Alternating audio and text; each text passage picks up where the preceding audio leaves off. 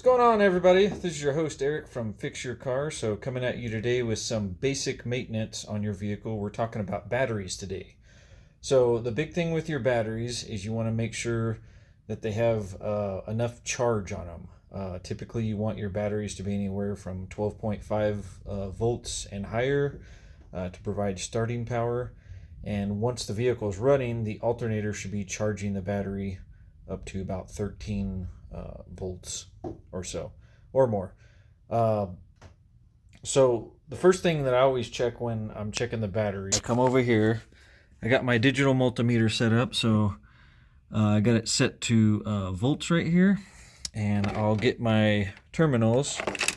I'll put one on the positive here, and another on the negative, and I will read the voltage. So this says 12.7, so it's a good charge. Other thing I check is I usually check for corrosion on the terminals. The negative typically won't have any, but the positive sometimes will. So in that case, you get yourself some of this Remove Plus battery cleaner and acid detector. And what you will do is spray some on here. And that will turn colors if it detects any acid.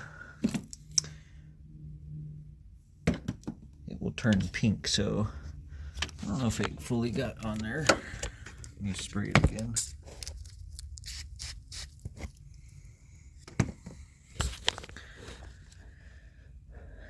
I don't see anything turning pink, so that's a good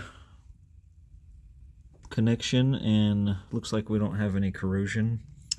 The other thing that I typically do is I'll put the battery on one of these kind of slow charger maintainers.